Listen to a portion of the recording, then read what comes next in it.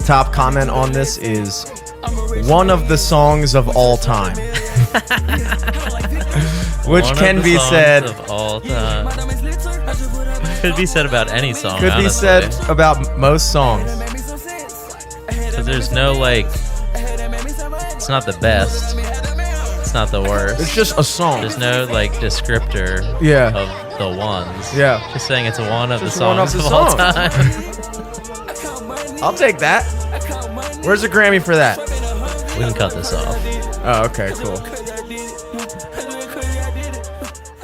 Rich Minion. I was saying before we got on our yeet kick that it was a matter of time until a rapper picked that up as his name. Because we forget, and by we I mean me, because I don't know if you forget this, but I often forget just how long yeet has been in the vernacular. Well, it's been a while, because like that was like a Vine thing. Yeah. Of people just throwing shit into a crowd of people and going, yeet.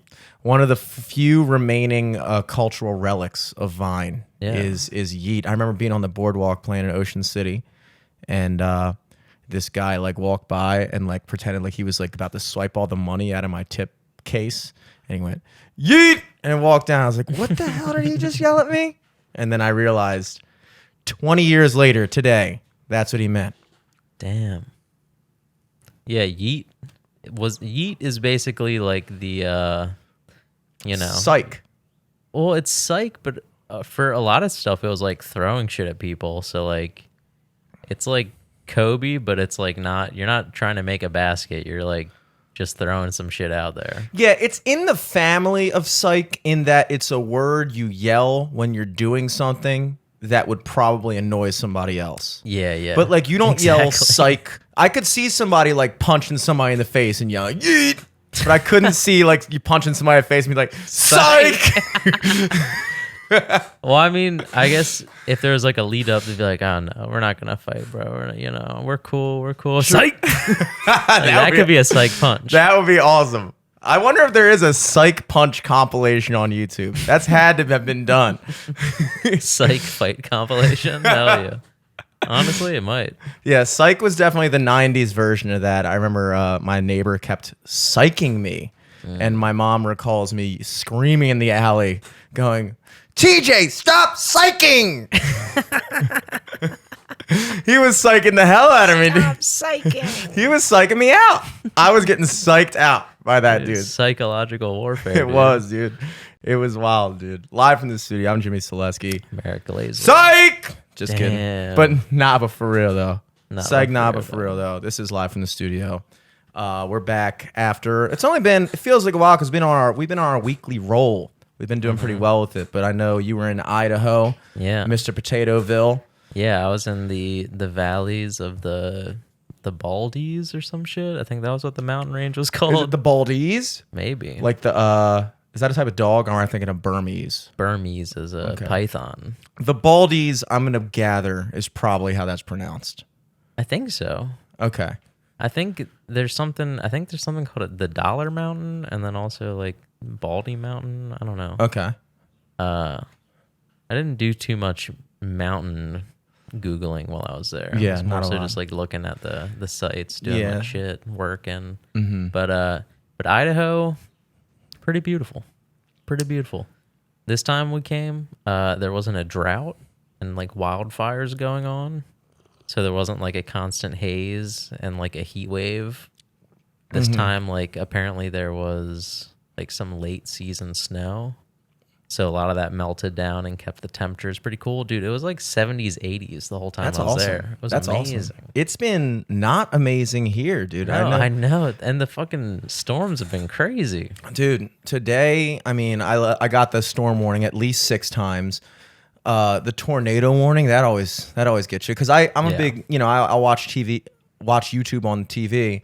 And when that storm warning comes, it's like, warning. There's a tornado warning issued for Baltimore County, Harford County, blah, blah, blah. And I'm just like, I know it's never going to happen. I know there's no tornadoes happening here. I couldn't even imagine what my reaction would be if I was standing on my balcony and I saw a fucking twister rolling down Joppa Road. Going around the circle. Yeah, no. Just gets stuck.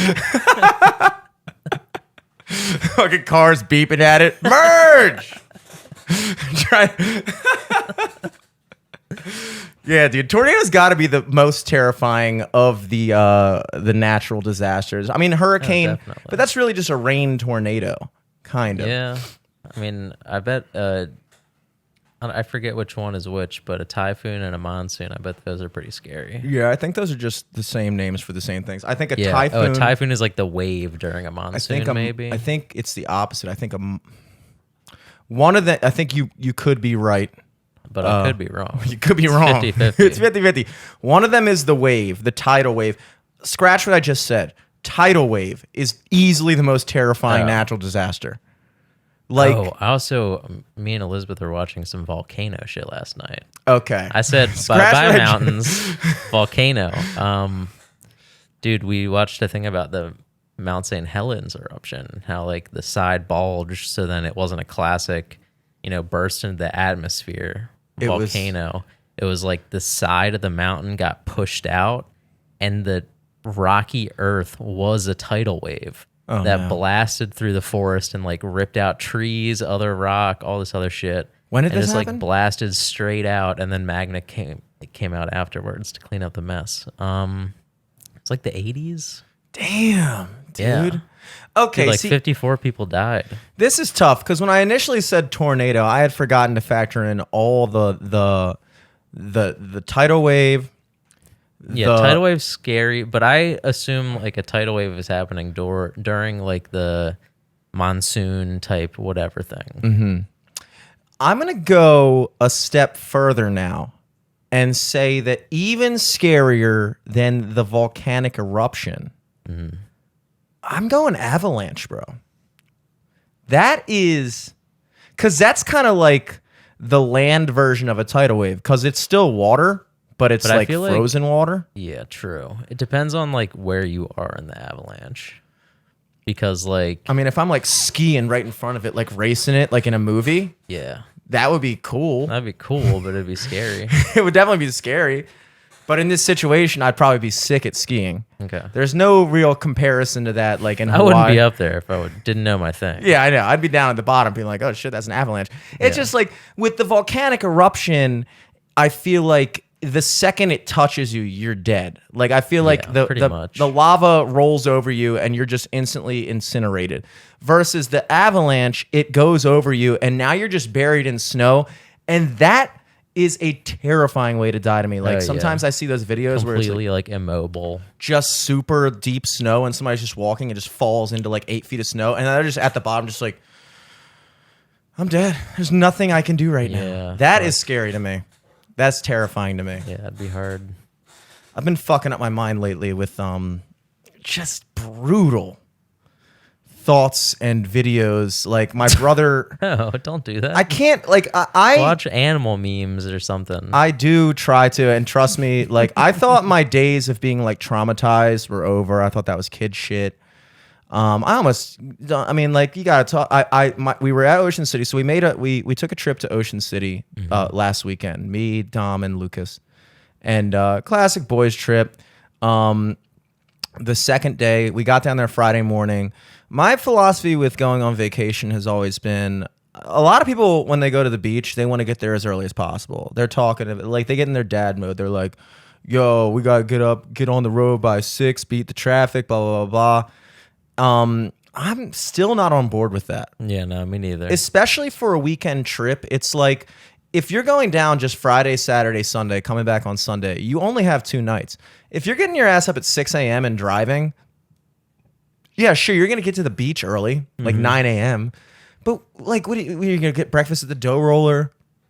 And then, like, go on the beach by 10:30, sit there on the beach, and then by time, like, 8, 9 p.m. rolls around, you're fucking tired. Yeah. And so that first night, you're like, all right, like we could go out, but like, is anybody really trying to go out right now? Like, I'm fucking beat. So then you just wind up like chilling in the fucking room, not going out. Maybe you get dinner, then you're even more tired. And then you wake up the next morning and have a full day. It's like you've blown the first night. Versus you get down at fucking, I think noon, 1 p.m. is optimal time to get to the beach. I like driving. I don't like traffic, but like I like driving there with my fucking already eating my breakfast, drinking a coffee, getting there at 1 p.m., get there at the height of the beach, no spots, park up behind some other family, you know, do that thing. And then like you're still moderately able to do something that night. So we took that method. We went to Fishtails. Ooh. Obviously, check out the bracket. Obviously, I had to check it out. They still got it mounted. And much to my surprise, they still have the bucket riding too. They still have the bucket exactly where we left it.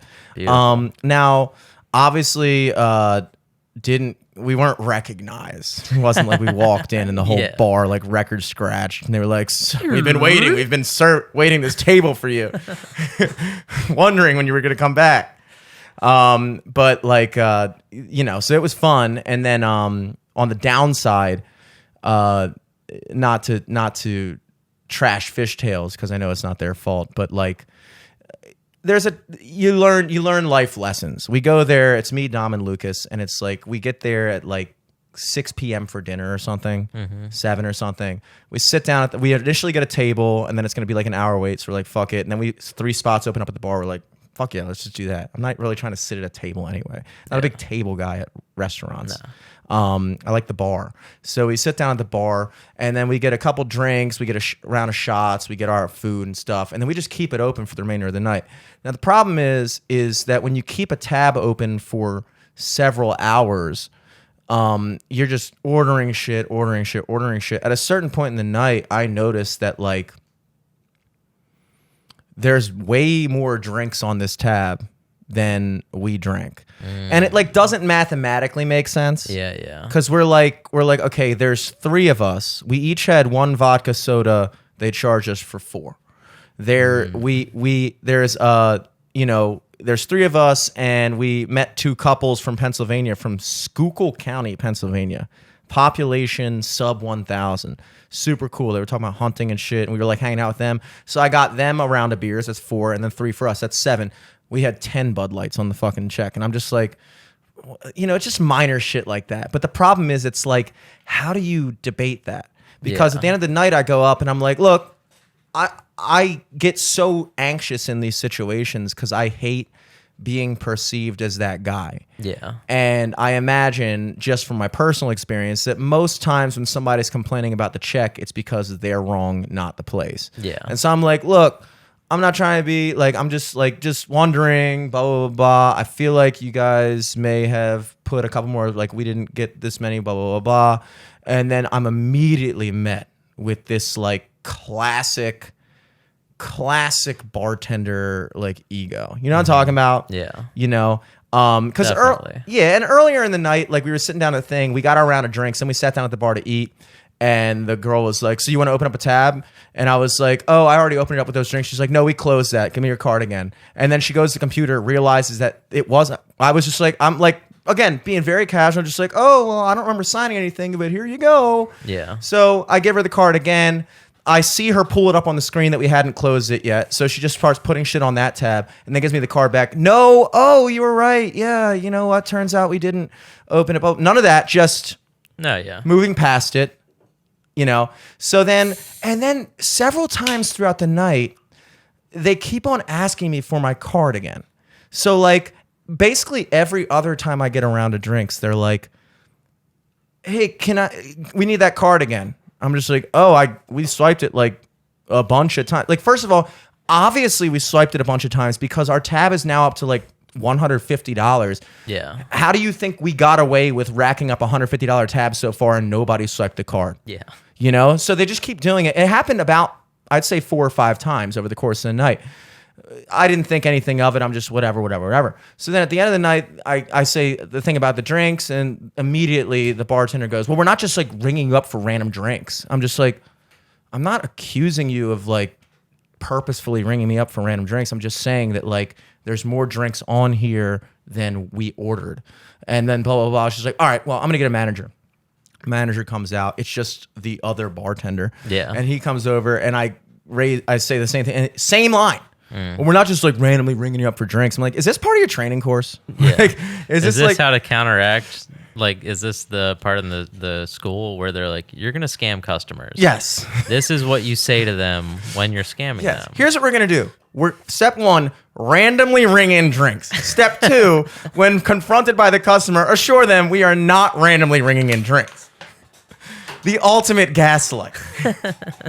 So he goes that, and then he's like, I don't know, man. I mean, we can check the cameras. It's going to take a while. And I'm like, okay, so now I'm going to watch fucking security footage of me over the past 5 hours ordering drinks and like see how many my fingers are holding up or something. This is ridiculous. It's a couple beers, blah, blah, blah, blah, blah. Like, I'm not going to make a deal about it. But I realized in that situation, the move from now on, and this is the crux of the story for anybody looking for life advice. When you're going to be at a bar for an extended period of time and you don't know the bartenders, close your tab after every round. Yeah. And this is an example of me changing my mind from past experiences, because I used to be arbiter of the exact opposite of that theory. And my justification for that was that, like, I always feel the need to like kind of tip slightly above what normal would be. And so if you get a round of beers for $15 and you tip $5 every time, you're tipping 30% every time. If you keep doing that every time, then it's like you're wind up tipping way more than you would need to if you just got one check at once and gave them like a couple extra bucks, for it.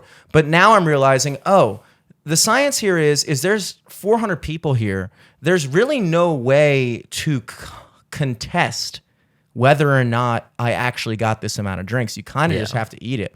So she made us a round of green tea shots, and it was all kind of cordial. And then at some point she goes, and she's like reading me back the tab. She's like, 9 vodka Red Bulls, and like reading it back like it's like a rap sheet, like I'm in court.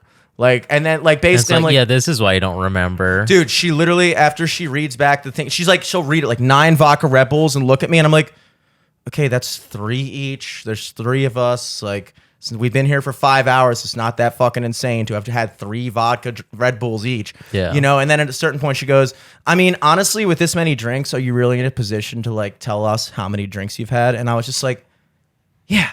First of all, what you don't know, and I'm not bragging, but in this situation, it's applicable. I'm a very high functioning alcoholic, and I know exactly how much we drink. I remember. Second of all, there really is no second of all. That was the main thing that kind of got me. I was like, damn, the fucking, like, I couldn't believe that she just came at me like that. Yeah, because also it's like, wasted. Did she already get her tip at that point? No, we hadn't paid yet, and so I did close out the tab, and I did tip her well. Like, it was a $250 tab. I gave her 60, so that's like way above 20%, $10 more than 20%. But it was kind of also to get the point across, because like a lot of times the tip, people think you're just being cheap. Exactly. Yeah. It can make or break your argument, because if I tipped her shitty, then she's immediately, oh yeah, and of course he tips me shitty, like he's obviously trying to save a couple bucks.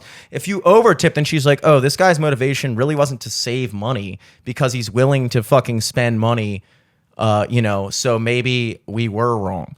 Okay, going back to the original thing, another good reason to keep tabs going and closing them every time is because if you tip well the first round, you get served better the second round. Yeah. If you've already established yourself as a person who's going to take care of them, with every passing round that you're taking care of them, they're more likely to hit you up first.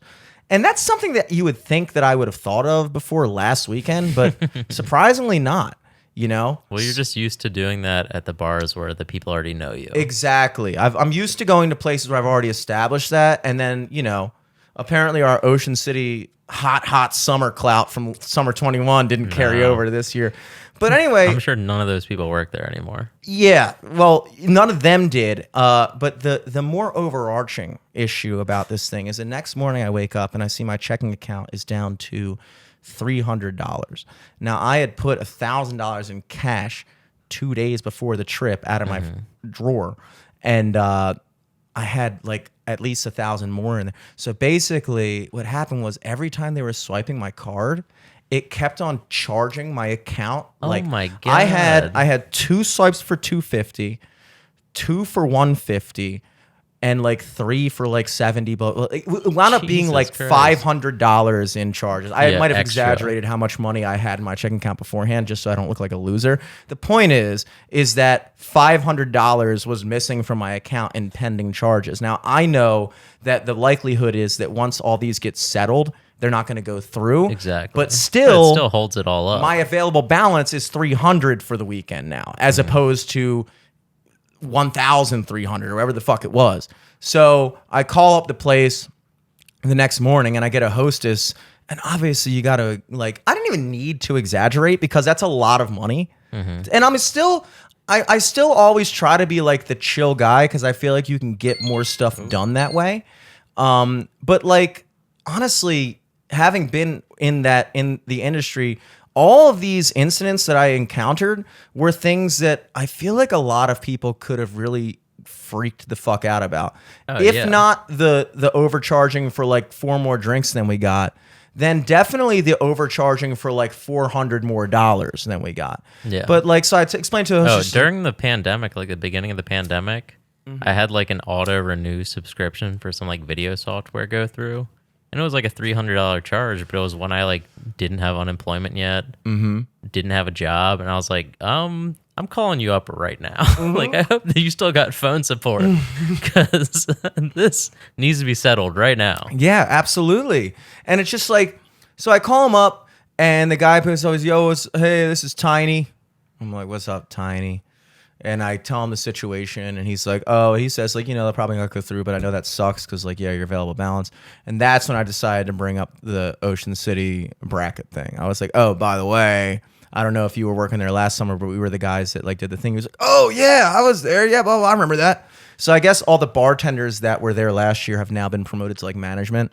So I didn't encounter any of them. Gotcha. But needless to say, it got taken care of, and we made it through the weekend. It wasn't that big of a deal. I brought cash, too, for these exact reasons. But that was just like I wound up taking the L that Friday night, but that was a major flub on the part of Fishtails, mostly born out of that classic bartender ego. There's something about a bartender over 30 that is just never wrong. And I think it's that they've worked in that industry for so long and dealt with so many pieces of shit that they just don't even have any room for like any type of like exceptions. No, they're just always right. Always right. I remember the fucking one guy at Admiral's Cup who I was like cool with and still am cool with, but he kicked out my girlfriend that one time because they accused her of the crime of taking a shit in the bathroom. Like literally. I feel like I told that story in the podcast. You did. But like they commented, was like, yeah, bouncers came out. They said she was on her phone, throwing up and taking a shit. And I was like, these are all things that I feel like you're allowed to do in a bathroom. Yeah, I didn't know there was a no phone policy in the bathroom. The throwing up and taking a shit, they saw her do both of those at the same time. Like, this doesn't make sense. Like, use your mind. That's a violation of some law. That is a violation of physics. I don't know about bar policy. Well, you shouldn't be storming the bathroom on someone. Yeah, dude. So anyway, he kicked her out, and she claims that she was doing none of the above except being on her phone. But also, it's very embarrassing to, even if you are taking a shit, to be called out for taking a shit. I know. That's perfectly legal to do. Fucked up. Yeah, But yeah, that was another example. Only allowed for guys to take a shit in this bar. Yeah, and I come up to it and I'm like, hey, dude, like, really, like, she drove down with me. I'm playing here until 2 a.m. Like, what, she's supposed to just sit outside? And he's like, nothing I can do, man. I'm like, what is your fucking problem, bro? Just can't be wrong. That's the issue. They can't be fucking wrong. But yeah, that was... Yeah, because they probably thought she was, like, doing, like, drugs or some shit in the bathroom. And then when she wasn't, they couldn't just be like, oh, okay. It's like they still need to follow through with whatever they wanted to do. Exactly. Because if they don't, then they would have to concede that they may have been mistaken. No, and they've been in the bar business for older than you are. I've been working in bars longer than you've been on this earth, young man. I'm never wrong anymore. Yeah, dude. It's the last time you take a shit in our bathroom, buddy. Sorry, dude. But yeah, so the bartenders, once again, were completely correct. Charged my account 7 times, drained my banking account, and it's my fault. Ruined my weekend. And Ruined my weekend. it's because they wanted to prove a point. Yep. And the point is, you're wrong. And we're right. And we will not stop draining your bank account until you get that message. But yeah, the rest of the weekend was whatever. We went to Ponzetti's the next night. It was the best. It was the best Ponzetti's I ever had. Ooh. It reestablished that they are the best pizza in Maryland, in my mind. Especially having just been in New York 2 weeks prior. You know, I'm not coming off of like a trip to fucking New Mexico eating pizza and then being like, oh, this is good. No, I'm coming off of like the world capital of pizza, cruising into Ponzetti's with a fresh idea in my mind of what good pizza is and being like, this shit still fucking slaps. But yeah. Something else for sure. Absolutely. Let's see. And I'll talk about Idaho again real quick. One of the guests of the conference that we shot. I'll give you some hints. Try to give it a guess. All right. How many hints do I get? Or just one hint at a time? One hint at a time. Okay. We'll see. She's been in a movie that you've seen in theaters in this past year. Okay. I'm gonna need another one. That has been in theaters, or that you know for a fact I saw in I know theaters. for a fact you saw in theaters, and this goes from a year back today. Like, okay. So it goes into last year. So this means I saw this movie in 2021 since you established that. Because you wouldn't have gone out of your way to establish that. Okay, so there we go. You got one. I'll give you another hint for getting that right. Okay. She has been a leading lady, and she's been in, she's had a long career. Okay. Now, do you know for a fact that I know her name? Yeah, for sure. She's huge. Been a leading lady. What movies did I see? Oh, Jamie Lee Curtis? Yeah. Okay. Holy shit. Okay, cool. I'm about to say, I was like, I only know like... How did you get that so quick? Did Alex tell you that I was... No, because I don't go to the movies that often. Okay. And I was just narrowing it down. I was like, what movies did I see in 2021? I only saw one movie in 2021. Yeah. What woman does Eric for sure know that I know? And a leading lady with a long career. Mm-hmm. That's Jamie Lee Curtis. So Jamie Lee Curtis was a guest on your shoot? Yeah. So nice. We're doing like this corporate conference where, they had a bunch of different speakers, and we were there to videotape everyone's speeches and stuff, and all the, the CEO's talks. And one of the guests was Jamie Lee Curtis. What did she speak on? YoPlay? No, Activia. Oh, okay, really? Okay, cool. No, not actually. But she made like a throwaway comment about it that was funny. Nice.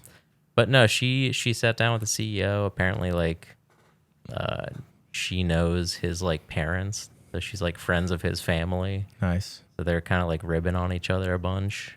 Ribbon. She kept making fun of him for like blushing at certain questions. Like, she totally like commanded, took over the room. Yeah. When she got in there, she was the CEO. She was the CEO at that point. That's awesome. That's awesome. Is she nice in person? She's nice. Yeah, she seemed very nice. I didn't I didn't try to like push in for a picture or anything, or cause, I was working. She's an A-lister. Would you consider her an A-list celebrity? I'd say she's still an A-lister. Yeah. Is that one of your? How many other A-listers have you met in your life? Probably none. So that's your first... Elijah Wood was DJing at the Sundance party that me, Scott, and Alex and Max went to. Okay, so we're gonna qualify met as they personally acknowledged you in one way or another. Like they either shook your hand or you guys like... Oh, I haven't met anyone then. Oh, you didn't... We didn't meet Jamie like that. You didn't dap up Jamie Lee? No, not at all. Oh, okay. I knew to, keep my distance. Then we'll extend... We'll stretch out the definition. Extend it to Elijah Wood. Having been in the same room. In the same room. Okay, that's fair. Elijah Wood, depending on when you went, was an A-list celebrity. I wouldn't qualify him as an A-list anymore. No offense to Elijah Wood. Yeah. And are we talking Lord of the Rings days here? No. Okay. I mean, he was DJing, so he's not in his A-list. Yeah, okay. He that was like 2016 or 17, maybe even 15. Mm-hmm. I don't remember at this point. It was a while ago. Okay, so you met B-list Elijah Wood. That's still good. That's still great. I'm not convinced I've ever met. And by met, we mean in the same room as this person. Yeah, of course. We also have I've met John Waters twice. Okay. And actually, like, B-list. talked. I would say maybe C, maybe low B. You got to define these terms. Like A-list, I would say A-list is a person that you could bring up, and the chances of someone not knowing who they are much, much, much, much higher than them, or the chances of someone are much, much lower than like if I say like Justin Timberlake, who on this planet is going to be like, who's that? Yeah. That's A-list celebrity.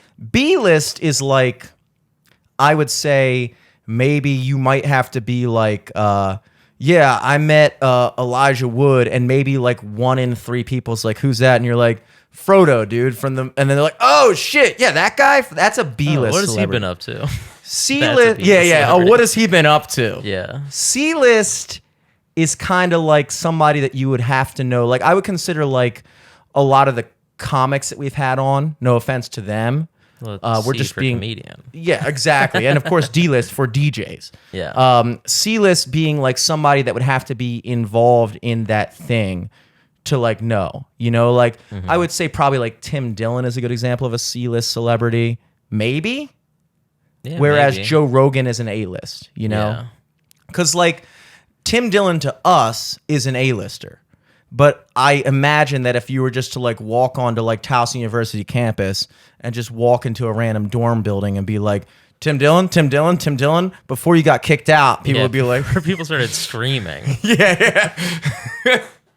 This man broke in and started screaming C-list celebrities at us. Is this even a crime? We don't know. And then, of course, D-list is like anybody who was on a reality show in the early 2000s. Yeah. And Like- then just like Z is like Us. us.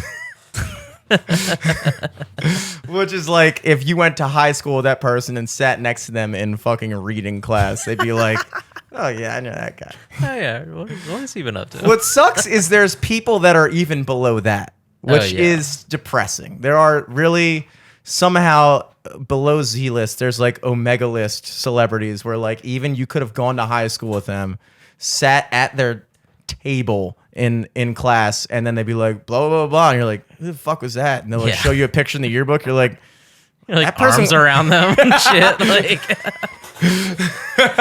best friend forever pendants. What the fuck is this? you're in the same picture, most likely to be forgotten about immediately after graduation. I would think of all people, you guys would know each other, both being Omega list celebrities.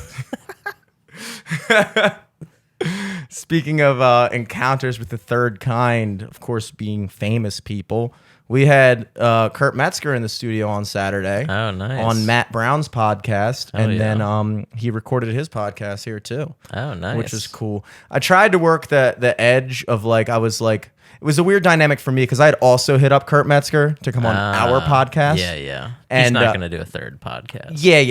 And it was kind of like Matt was actually like hosting for him, so he had way more of an in. Yeah, definitely. But I have the fucking studio. And I think Matt like opened for him in like PA like the other week too. Oh yeah. And of course, you know, I tried to weasel. I was like, because like Sig was kind of like on the fence whether he could do it. And I was like, yo, if Sig can't do it, want me to hit up Eric? And then I was like, immediately he's probably thinking like, is Jimmy somehow trying to make this a live from the studio episode? And I'm like, yeah. Duh. Of course. But of course. But Sig, of course, like a fucking idiot, was able to do it. So that didn't pan out. But it was a good episode, dude. It was fun.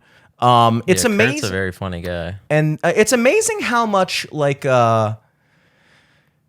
less pressure is on it when it's not like Your our show. Oh yeah. Like when normally like you if can it sit back, chill, exactly ride the levels. I sat there Yeah. and just was like sitting there just like chirping in every once in a while, only when I had something good to say, as opposed to just being forced to say something regardless. Yeah. You know?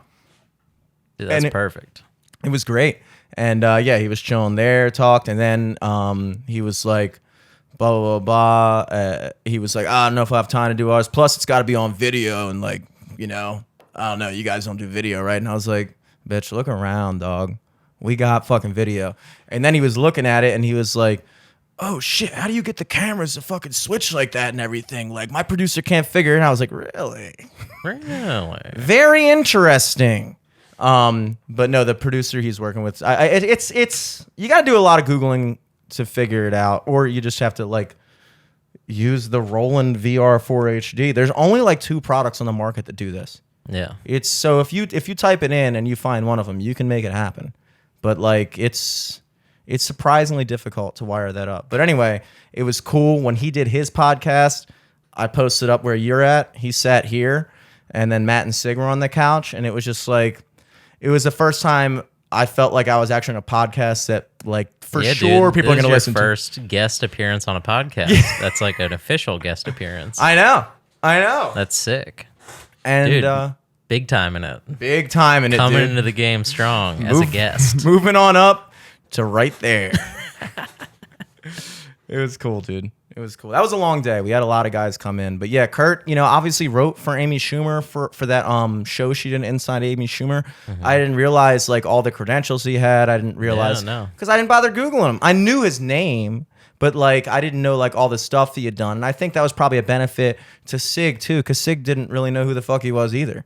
And it's better to not know who the fuck people are, because then you can just treat them like regular people. Yeah, sure. And especially and it comes across like more naturally because you're actually like coming from an interested like mindset. Mm-hmm. Like hear it in your voice.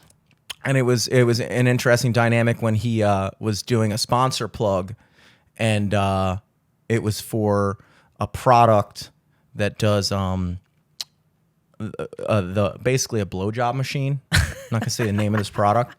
But because I had firsthand experience with this said product, that he was like talking about it, and I was bragging about my fleshlight that I made for myself when I was younger, and I said to combat his chirping about the blowjob machine, I was like, well, look, my thing definitely works, and I can tell you from personal experience that thing does not fucking work. And he was like, oh shit, you got to edit that out, bro. Yeah, like, you're on his ad read, dude.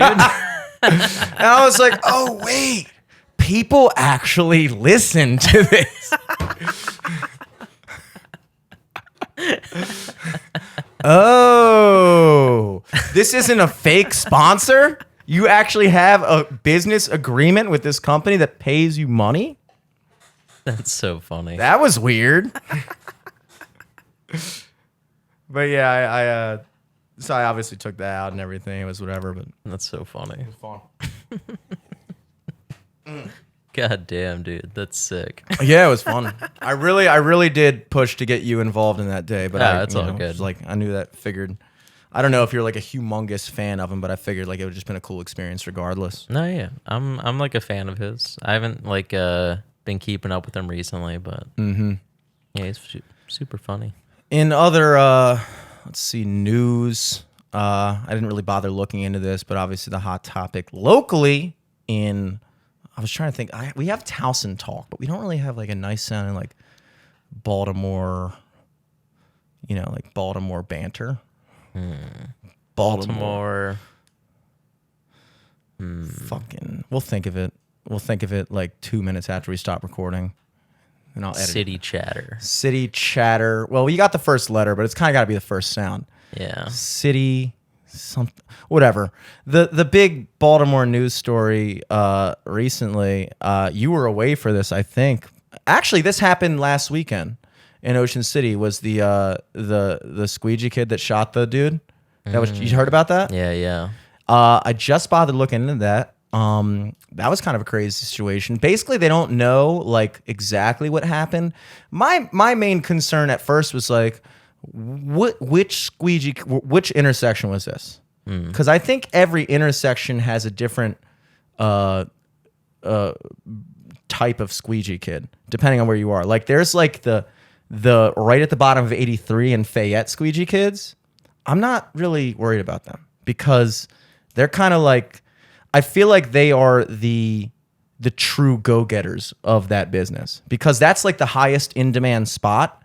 So I feel like in order to get that spot, you kind of got to be like, you got to like get up early, strap on your bootstraps, get to the spot before anybody else in the entire fucking city does. Like those people are money-minded, versus if it's just like some random intersection, it's like, this is a different breed of Squeegee kid. Turns out it was right in the middle of downtown. Not exactly sure what time it was, but it was at Light Street and Conway, which is kind of like That's like on the way to the Beltway, I guess. or not the Beltway, but like 95. It's like basically in between, you know where MLK is and the stadium and all that shit, and where 83 is. So like if you're going down, Yeah, but Light Street is like the one that St. Paul turns into. yeah, and it takes you into Fed Hill. Yeah, but I think Conway is the light right after that, like hotel and steakhouse, but before the place where Dan and Marissa stayed for their wedding. Got you. Yeah. Yeah. So it's like in downtown. It's like where you turn, you go towards, if you like turn right, you see the fucking Camden Yards. You drive past Convention Center, turn left to like 95. That is it. Yeah. That is it. It's by where Mahedi used to live. Yeah, true. It's like a block away from where Mahedi used to live now that I think about it. Okay, so I had a different picture in my mind. So that was an Otterbein squeegee boy. Now, the story as it goes, as I understand, is the security camera footage picks up, I guess there was like 3 squeegee personnel and then like a 48-year-old man. And you see the 48-year-old man park his car and get out, or like there was like some type of altercation, I guess, that was like inconclusive. You couldn't really tell what was going on. You see him get back in his car, come back out with a metal bat and start approaching them. Then you see them like throw rocks at him and shit, and one hits him in the head. And so like they run away first, then start throwing rocks at him, and then boom, pop him, and then like shoot him 4 times once he's dead or like on the ground. And it was kind of it turns out the person who was arrested was a 15-year-old from Essex who was actually 14 at the time of the crime. So it was like, this is like his 15th birthday this month. Jesus Christ. But yeah, that was that's of course going to set the city in flames.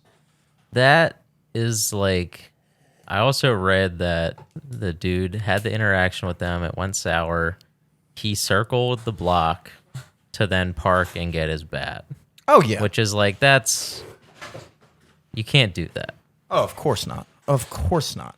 As an adult, you can't just like, you got to take that as like fucking, not kids being kids, because like, that shouldn't be happening. But like, I don't know. To a degree, I think when you're interacting with anyone at a stoplight, like whether it be like a dude selling water, squeegee kid, or whatever, like the dude selling fucking bean pies or whatever, it's all about, dude, if you're treating someone nice, if you're just being respectful and not treating someone like a fucking like video game NPC, they're not going to fuck with you for the most part. Like, I'm sure if like whatever, you know, I'm sure some rare occasions someone might fuck with you, but like, I've never had an issue with squeegee kids. I've never had an issue with anyone in the city. I've been lucky enough to never have been fucking like mugged or anything like that. But like, yeah, dude, I honestly think it's like, I don't know. This is a weird situation because I think this is giving flame to a lot of people to just be racist. I think that there's this conversation because, like, again, you're absolutely right that like and I'm not saying like, you know, there's really the not kid should have shot the fucking old guy or whatever. Like, there's a bigger. Yeah, it's 48. soon. Sorry, We're gonna be 48 soon. You grab incense when you get a chance. There's one right here. Oh, cool. Yeah, I don't know, man. It's not a small issue. Yeah, there's a lot on both sides. Obviously, the fucking dude doing that, it's like you're kind of asking for it at that point. It also breeds the two questions you have to ask. And also, it's like, okay, he felt comfortable getting a bat and going and attacking teenagers with a bat. Yes. Because he knew that he would be able to overpower them with a bat and beat the fuck out of some kids and then, in his mind, be justified. Sure. He wasn't expecting them to be able to fucking fight back. And, you know, Perhaps not. Unfortunately, they did, dude. Yeah, but then you have to ask the question: is what are a bunch of 15-year-olds doing around on the corners of Baltimore with fucking guns in their shorts? They're fucking doing a cash-only business all day and all night, and then having to go home. And they're walking around with like probably hundreds of dollars on them. They've probably gotten beat the fuck up before for that. Well, there's two things you got to look at here. I completely agree with you. The fucking dude should not have done that. And also in Maryland, I actually don't necessarily agree with this law. And I'm not speaking on this case, but in the general law in Maryland, there's certain states that are called stand your ground states, which are like Florida. That was the big thing. Where I think maybe Texas too. Any of those states that you would imagine it would be that. Any of the states that reversed like abortion laws immediately. They stand your ground. They usually have stand your ground. So they're okay with killing people, but you know. Yeah. So in those states, if somebody's attacking you, you're justified, or if you feel like your life is in danger, you're justified to like fight back. In Maryland and probably most states, you're not allowed to retaliate unless it's the only option. So like you're basically legally required to like extinguish every possible alternative, like running away or doing this and doing that. So obviously a guy getting in an altercation, circling the block, coming back and getting out of his car is clearly in the state of Maryland illegal, and also just clearly illegal, just morally speaking. It's just stupid to get in that altercation.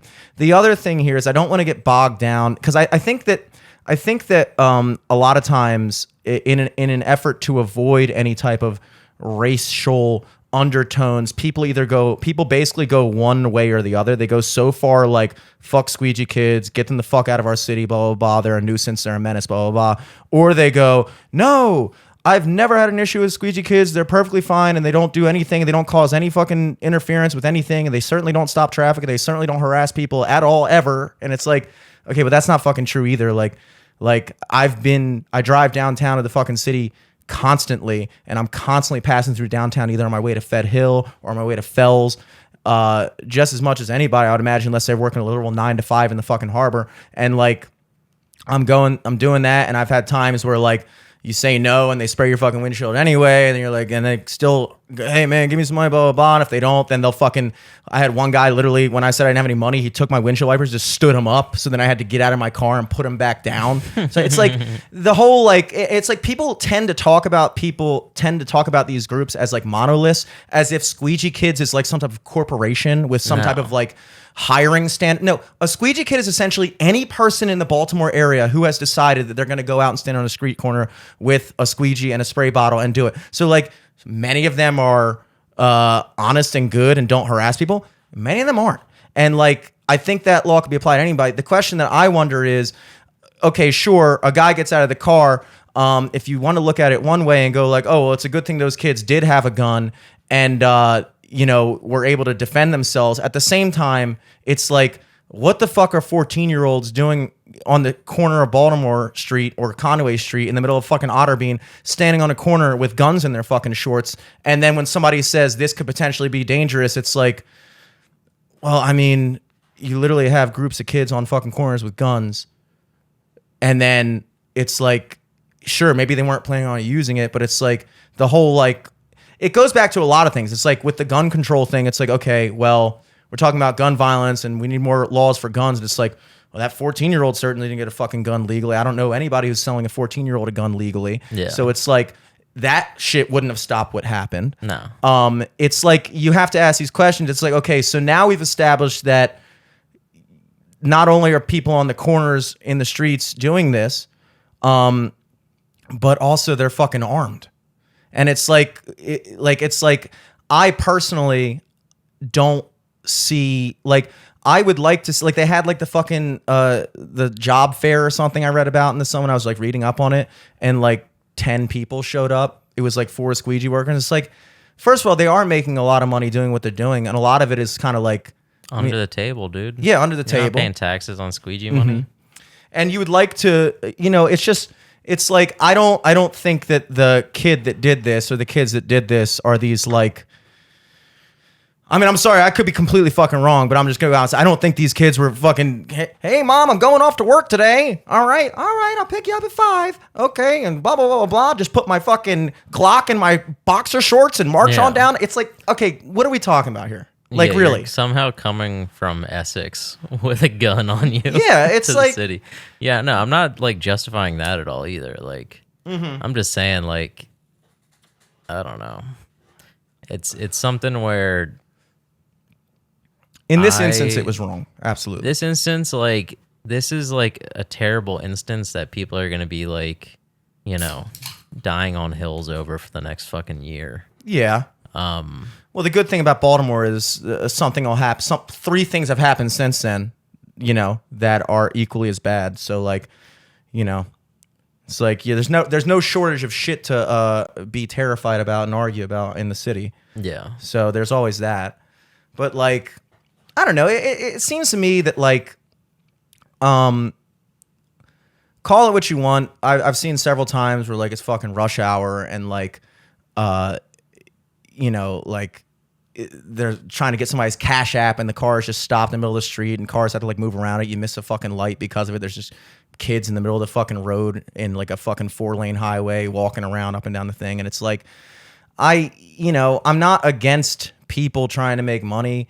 I think that there is a more reasonable way of going about it. Like, if this is if the government's best plan here is just to say, fuck it, let them do it. We got nothing better for them.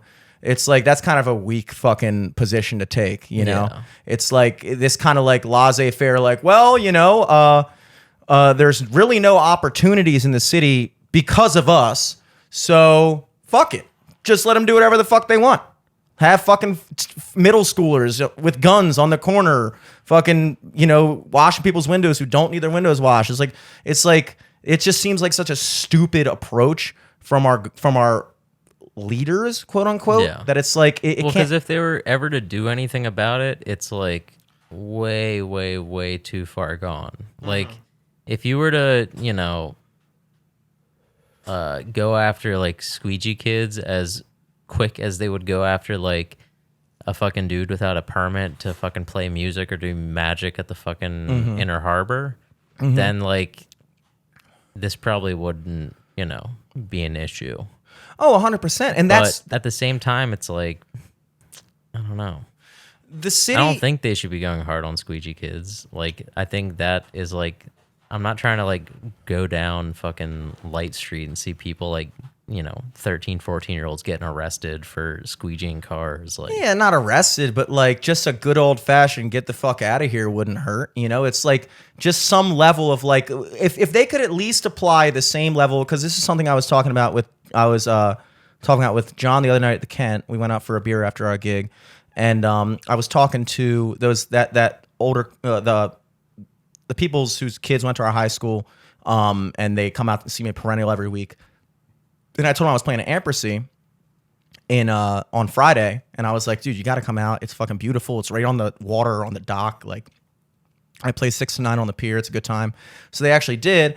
And so on my break, I went and sat with him at a table, and he was saying that his son was planning on buying that property where Brick Oven Pizza is. People call it Bop. It's right on Broadway. Not the best pizza, but nah, it's kind of sucked. Yeah, but I guess I'm imagining they're going out of business because he's buying the building, or maybe he's just purchasing the real estate and the business is staying there. Whatever, Bop is fine. It's, you know, there's not, you know, it's whatever. It's pizza. Yeah. And it's definitely like a touristy pizza. Yeah. Type place. And he was saying that basically the rule in Baltimore is, or in Fells Point in that specific area is, I don't know actually, but if you don't have a liquor license, it could be citywide, honestly, I'm not sure. If you don't have a liquor license, then you are required to be closed by midnight. And I remember hearing, and he was like, so that's why he's on the fence about purchasing the business. And I'm thinking like, okay, so you're in the middle of a bar town where if you're open late night, you're maximizing your sales by being open when the bar's let out, and every fucking drunk person in Fells Point is like, yo, let's get a cheesesteak, let's get some pizza, bro. I'm fucking hungry, bro. I'm about to smash fries, dude. Like, obviously that's where your fucking bread is buttered.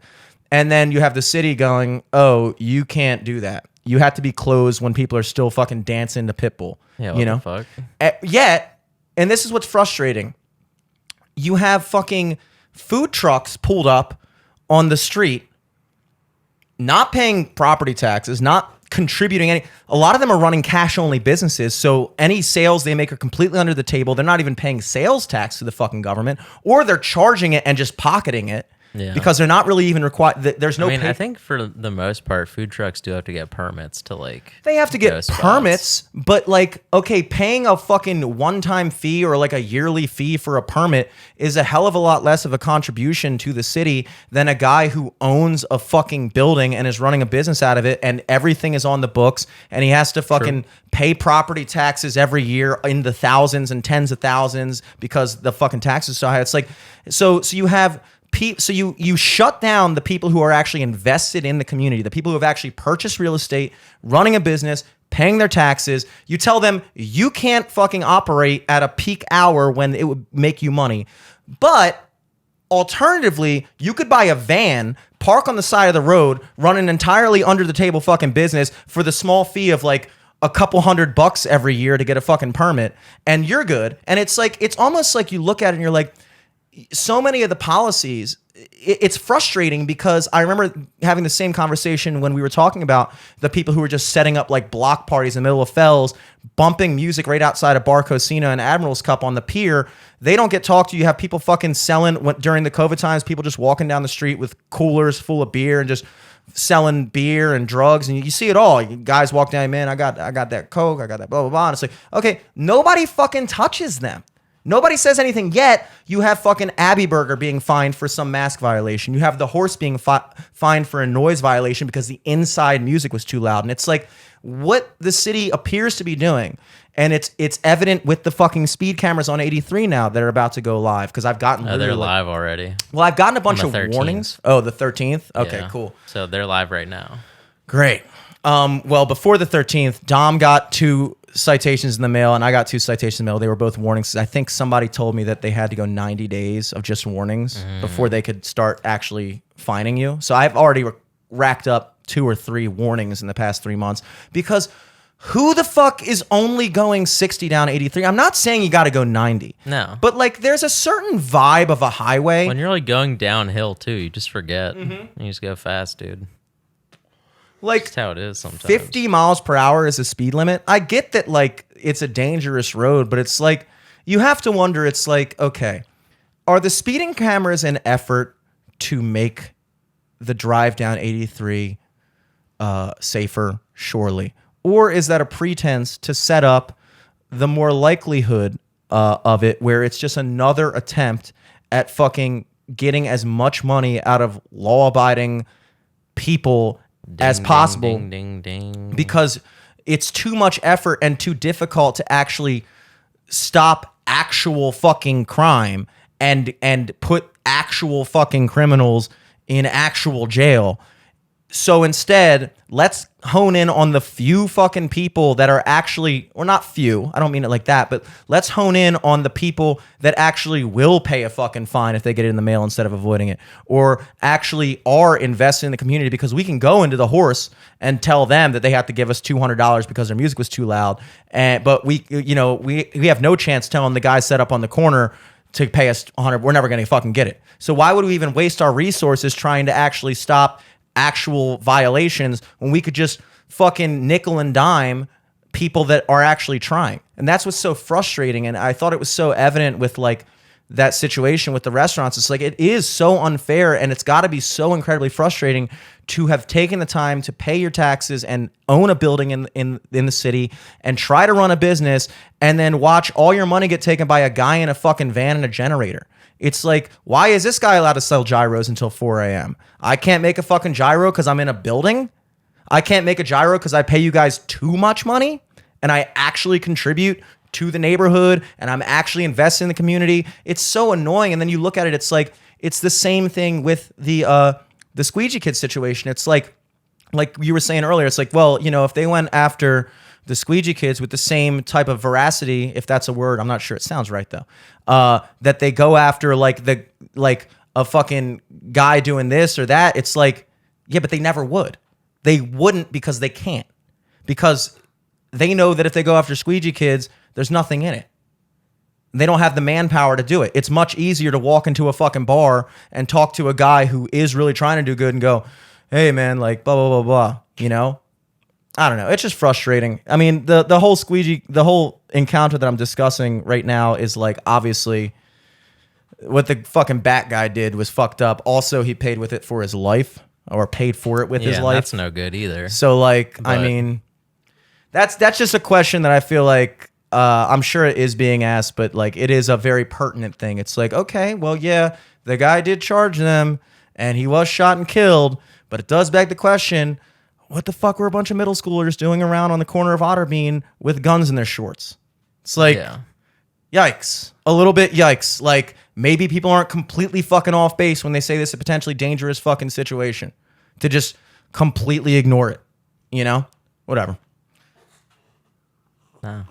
I mean, it's like, you know, it's like I said, this isn't the best issue because it's a little too complex for the discussions people keep having, because they keep going back to this as their, like, you know, their proof, as if this was like trial law and this became a new fucking law. And it's like, no, this is a very murky thing, dude.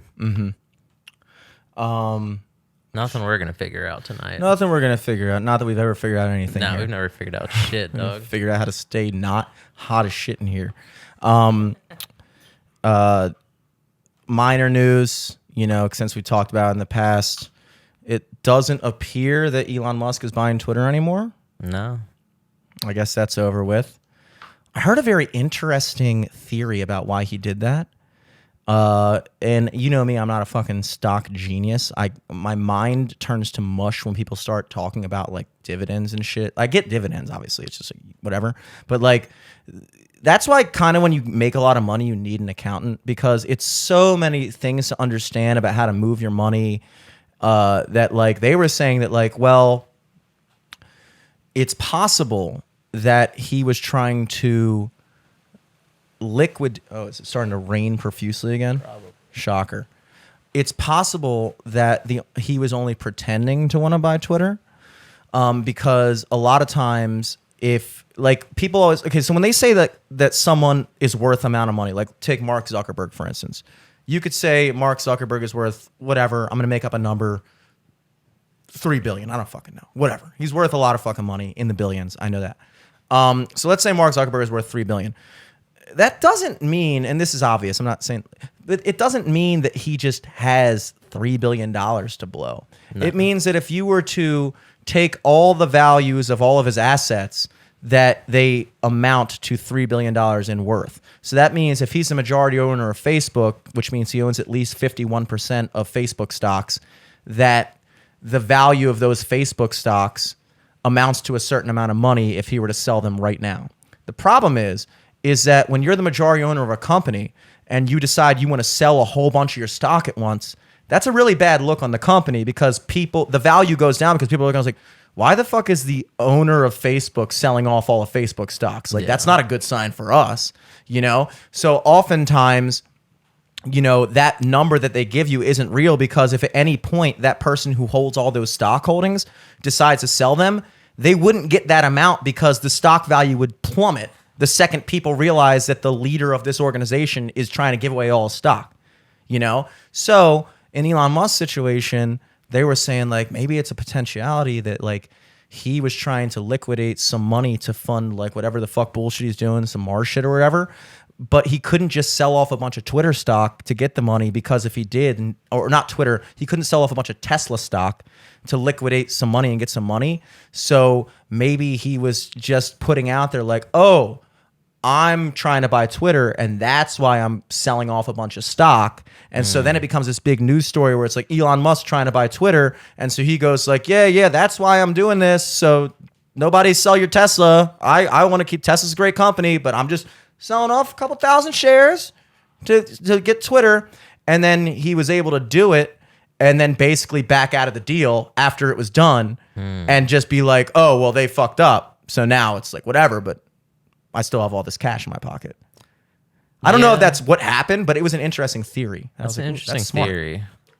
It definitely is funny, though. Like, you can tell, like, the person who wrote that theory wants to suck Elon Musk's dick. They're like, he's the most powerful, smartest guy ever. And he did this because he made more money. He made more money. He always makes so much money. Well, it probably wasn't his idea. I mean, like he definitely has like a room full of guys that look. This is what I always come back to whenever I discuss some like outlandish, complex theory. It's like, look, we've never thought about shit like that because we don't have any fucking money. Yeah. Like, I'm not sitting here going, well, if I fucking transfer $1,000 from my savings account to my fucking checking account, people are gonna flip out. People are gonna, what is Jimmy doing? Like, these aren't things that I'm not gonna get that 3 cents of interest this year. Yeah, exactly. When you're dealing with actual money, like if we were making real money, then the next step is okay. So what's the old saying we said on our last Finance God podcast a year ago or something, or not even a year ago? Poor people spend, middle class people save, rich people invest. We're middle class. We're not extravagant spenders. We don't blow money on stupid, frivolous shit. Yeah. But look, we might have a couple stocks of this thing. We're not investors. We're not fucking calling up our broker and being like, "Hey, Bill, how's the IRA looking? All right, tell me what. I want you to move 40 shares of some random company into this one, diversify the portfolio." We're not doing that shit. We're not looking at like when you have $100,000 in the bank and inflation is up 8% and you're only making fucking whatever. If I have $1,000 in my savings account and I make 3 cents off of it every year in interest, $100,000, you're making what, $3 in interest? That's not enough. Yeah, no. That's not enough. You're losing money. If you have if inflation is, that's the thing that gets me about inflation too. It's so crazy when like literally I can feel it. Like I can really actually feel it. Oh yeah. And I went to the grocery store for the first time in a while when I got back, and I just like restocked my whole house, and it was probably double what I would have paid like maybe a month or two ago. It's insane because I just started noticing like my bank account kind of dwindling, and I'm getting, first of all, I'm charging more for gigs, or my average gig rate is higher than it was 2 years ago. Mm-hmm. And I'm working just as much. And so you would think that I would be saving more and more money. But what's happening is I'm not in any type of financial duress by any stretch, but like I can feel myself just kind of treading water. Like I can feel myself like working, putting in the bank, and then spending that money on rent and groceries and my habits of, whether it be studio equipment or going out to bars, and like, whereas that same lifestyle 3 years ago, unless I made some big purchase like this or those or something like that, like I'm slowly gaining money. Yeah. Whereas now it's like, it doesn't seem like anything I'm doing, I am ever getting ahead. I'm getting to the point where I'm like, okay, like I might just be a check to check type of dude, which sounds worse than it is. It's like, okay, well, I'm bringing in enough money to support what I'm doing. I'm just not bringing enough any money to eventually not be doing this, you know? And I can feel that now. And I was sitting there thinking, I was talking about with Dom and Lucas, I was like, wow, it's like you always hear about these things being talked about, and like you kind of view it as this like otherworldly thing. Like, oh yeah, I always wondered, like, people talk about the economy, like when we in 2008 when the economy was doing its thing, and it's like people would always talk like, oh, the economy is bad. Lil Wayne's like, honestly, I'm down like the economy, like, and you're just like, yeah, I hear the economy's down, but okay, you could walk up to a person and be like, hey, the economy's. I always just, even when I was in college, I would be like, do you think for the average person, if they were just start saying the economy was good, people would be like, oh, the economy's great. Like, how do you actually know? I don't fucking know, but I know now. Like, I can feel it, and it's just. My point is that like we're not in a position. Most people aren't in a position to have enough money accrued where they actually have to start looking and be like, look, if I just keep this in my savings account, I'm losing $8,000 a year to this or that. And like, I need to put this in some type of investment thing, some type of hedge fund, some type of thing like that. When you get to that point and you're dealing with that much money, these ideas that might seem complex to a person like me or you or the average person who doesn't really have to think about these things on a day-to-day basis. A person with $3 billion, if they're not thinking about it, all the guys that are making money off of managing his $3 billion, that's all they're doing all day is thinking about it. If somebody could say something in 5 minutes and I go, oh yeah, that makes sense. That means that 15 fucking dudes in a room thought about that 10 years ago. Yeah. And we're like, look, blah, blah, blah. I mean, these are things that I just never thought about. Like I said, nobody cares what I do. Nobody cares where our money goes. So like this Elon Musk thing, it's not really a plus or a minus. It's kind of annoying that like everybody's talking. If this theory is true, it's almost annoying because it kind of like detracts from that whole like, oh, Elon Musk is arbiter or like a fighter for free speech or whatever, and it's like he does all this stuff to try to like get people riled up about like, you know, Twitter should be an open platform and like I'm gonna fucking buy it and open it up and blah blah blah blah blah blah blah. And then if it turns out that it was all just a fucking elaborate ruse to fucking put some more money in his pocket, then that's annoying. But I don't know. I was kind of looking forward to the potential. I was kind of looking forward to seeing what would happen to Twitter if he bought it, but I guess that's off, and now he's in like a fucking legal battle with him or something. That's gonna take like 1 billion years, and yeah, I know because they were like, "Haha, gotcha. You actually have to buy us now because that was part of the contract." Like something like that. That's the hilarious thing. It's like you're like, no, you have to buy this now. Yeah, it's like you broke it. Well, because like when all of this all started, everyone was like, ugh, don't let him buy it. Da, da, da, da. And then the offer got too good, and they're like, well, we are morally bankrupt, and we will just sell to the highest bidder. So that is the other thing that I think, I'm glad you said that, because that was something that I was thinking about even a while ago. I was like, the people that are against Elon Musk buying Twitter do understand that the supposed quote unquote good guys in charge of Twitter right now are completely just willing to sell it for a good deal. Yeah. Understanding the potential moral whatever you think is going to fucking happen if Twitter goes in the hands of Elon Musk. It's like, well, clearly the people that are currently in charge of Twitter can't be that great either if they're sitting there going like, oh yeah, fucking destroy the fabric of society. Yeah. It's a good deal. It's almost like Stockholm syndrome. It's like you realize one way or the other, you're beholden to some fucking rich motherfucker who doesn't give a fuck about you at all, you know? At least Elon Musk was kind of funny sometimes and smoked weed with Joe Rogan. That's cool. I guess that's all it comes Did Jack down Dorsey to. smoke weed on fucking Rogan Experience? No, he did not. So. He brought his fucking translator, like robot to fucking person translator. Did they smoke weed though? Probably not, but probably yes, dude. That'd been cool. Yeah. Other than that, just getting back to Baltimore, getting my footing again. Made some jerky yesterday. It's pretty fucking good. Nice. But I think it had me like, I made it like a little too spicy, maybe. Like not when you eat it, but like I was shitting my brains out today.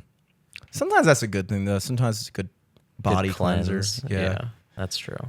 Yeah. I had to get all those potatoes out of me. Oh, yeah. Did you eat a lot of potatoes in Idaho? No. Not any? Not really. None more than average? I didn't really see a lot of like the farmland. We were kind of in the mountains of Idaho. I had like tater tots one time. Maybe I had fries. Oh, I had fries at a place called Grumpy's in Sun Valley. And I don't know if you ever went to Harry Little's, but it reminded me a little bit about Harry Little's, the burger. And it was really good. Harry Little sounds super familiar. It was next to the driving school. Oh, in like right in Towson? Like Stoneleigh, Towson. Oh, yeah, dude. I always thought that was such a dumb name. Harry Little's? No offense. Yeah, It just sounded so like it sounds euphemistic. weird, yeah. Harry Little what? Like it was just like weird, dude. You know they do that on purpose, dude. What is that place now? Maybe the guy was just named Harry Little, Yeah, but then his parents knew what they were doing. Yeah. Somebody down the line. Yeah, Harry Little what? Yeah. Somebody along the line knew exactly what the fuck they were doing, dude. Yeah. But no, that was just like a, neighborhood sub shop. I feel like those are hard to come by now. Mm-hmm. Yeah, dude. There's not a lot of like...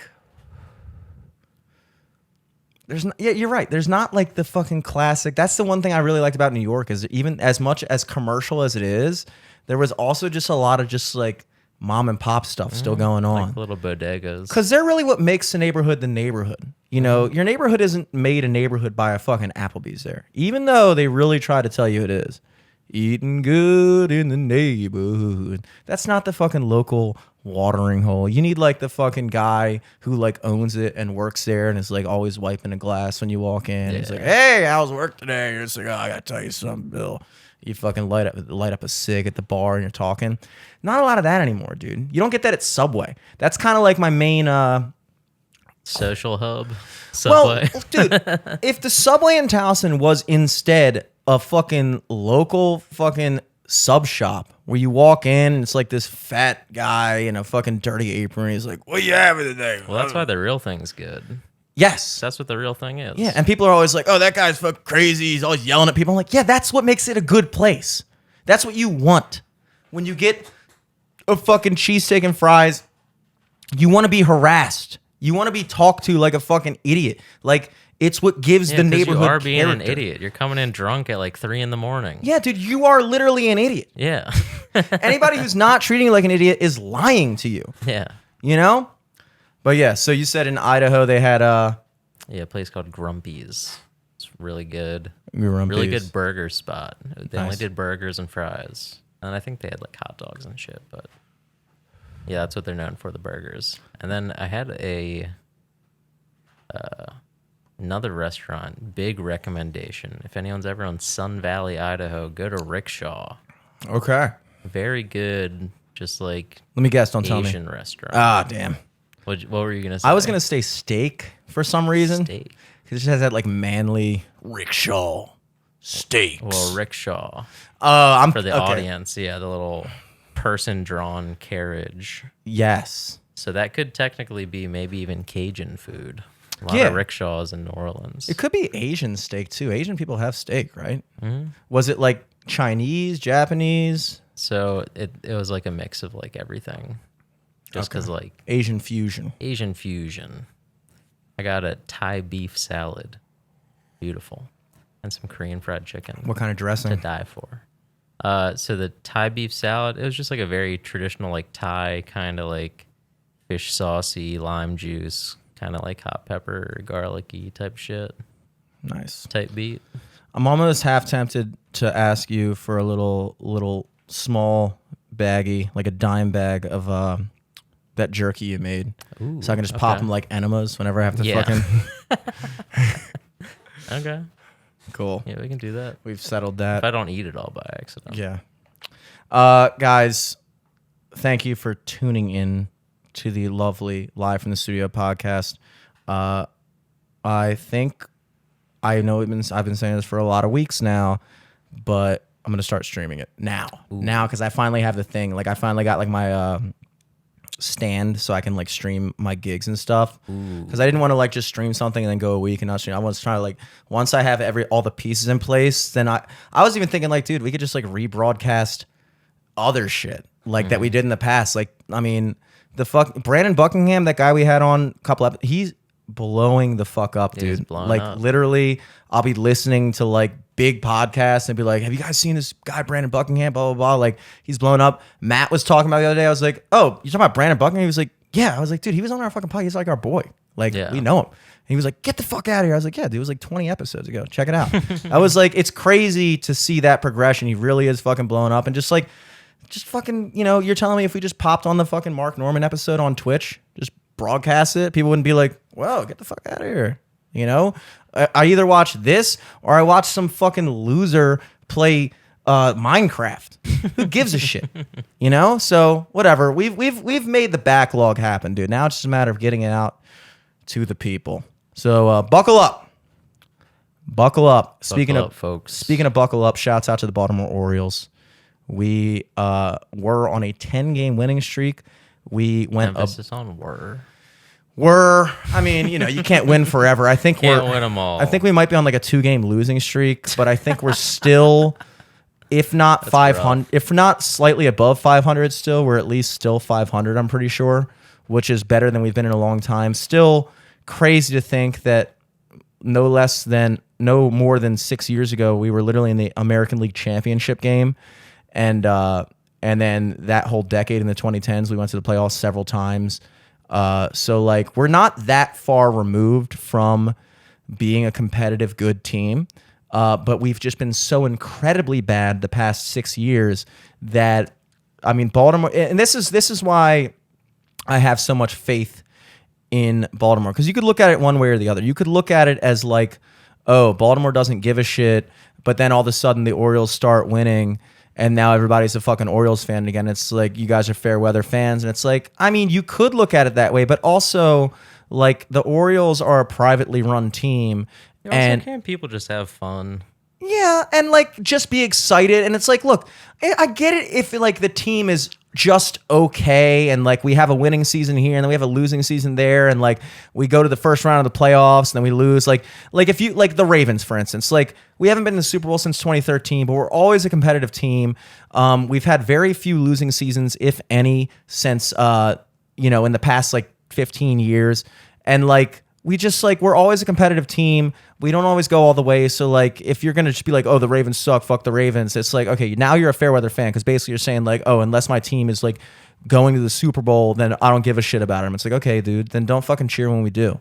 But, like, with the Orioles, it's like, okay, we had, like, basically 2 or 3 seasons in a row where we consistently broke the previous record for worst team ever in the history of baseball. Like, the first season we broke that record of, like, a 90-year standing record of the worst, like, winning loss percentage ever. And then the next year we came back and said, we'll do it again. And then we broke our other fucking record. And it's like, okay, how excited can a city possibly be expected to be if they are consistently given the worst fucking team imaginable in the history of baseball? So, like, I almost think it's a testament of just how enthusiastic and optimistic and supportive Baltimore as a city can be, when all we ask is like, holy shit, you're at 500? You won a couple games in a row? Dude, we're going to the fucking series, baby. Like, you won already. I know. It's like, dude, like, I mean, I already put $10 down for the Orioles to win the World Series this year. $10 to win 4,000. Why the fuck not? Yeah, why not? I've dropped more money on the street than that, dude. I'll fucking spend $10 for a chance of 4,000. Who gives a shit? Like, that's amazing. And, like, what's ridiculous is we're still in last place in the division because the American League East is the one with the Yankees, who have, as of right now, like, I think the best record in the history of baseball, or the best winning percentage ever. Maybe, but if not that, then, like, they're just dominating. They're super good. And then we're also in the same division as the Red Sox, the Blue Jays, and the Tampa Bay Rays. So we're last place in our division, but we're still, like, in any other division, we'd be like third place or something like that. And it's like, so, like, Baltimore's getting stoked about a 500 team in last place, and we can't fucking help ourselves. So I think that's good on us. I think it's about fucking time. I think that there are very few cities that deserve a World Series run. Very few cities that deserve it more than us. We're one of the oldest franchises in baseball. We date back to the fucking, like, 50s or some shit like that. Just let us have it. Just let us have it, dude. Let us be happy. Let the fucking Orioles magic blow your mind, baby. Let's go O's. Yeah, I just want to give a shout out to them. And other than that, yeah, plugs. This week I will be at my weekly outing at Perennial in Towson, 5 to 8:30 on Tuesday. That's every Tuesday at Perennial, 5 to 8:30. No horse this week because I'm doing that every other week thing now. But we'll be back next Wednesday, the 27th, 9:30 to 1:30 with Jason Heiser. But for this week, Looney's Perry Hall, Thursday, July 21st. I'll be there doing a little duo with Joe and E-House. So sophomore will be there 6 to 10. Thursday, July 21st at Looney's Perry Hall. And then a big band weekend coming up. We are at The Horse You Came In On this Friday, 10 to close with the band. John Burkhart and Joe Niehaus join me for that. And then The Point in Towson this Saturday, July 23rd, 8:30 to 12:30. So 2 opportunities to catch Sophomore live in the flesh. Slive through. Is that you said Saturday? Saturday, July 23rd is The Point. Ooh. Friday the 22nd is The Horse. See me there. At Jimmy Selesky on everything, at LFTS Podcast on everything, and at Sophomore MD. Follow the band. What you got coming up? At Eric Glazer on everything. I think I have some more travel coming up, so I'm trying to chill here while I can. Hell yeah. I'm not doing shit. I've been wineberry picking. I saw try to that. make some fucking wineberry champagne, baby. How's it coming together? Picked a whole pound of them on Sunday. So hopefully we can get some more before the season's up. Wineberry season, folks. Mm-hmm. Yeah, get them while they're out. They're only out for a couple weeks. I didn't know that was a type of berry. Good as hell. It's like the wild raspberry that's like local to here. Okay. I think that's like their technical name. I will want a sample of that. So we'll tune back in for that. Folks, until next week, peace. Peace.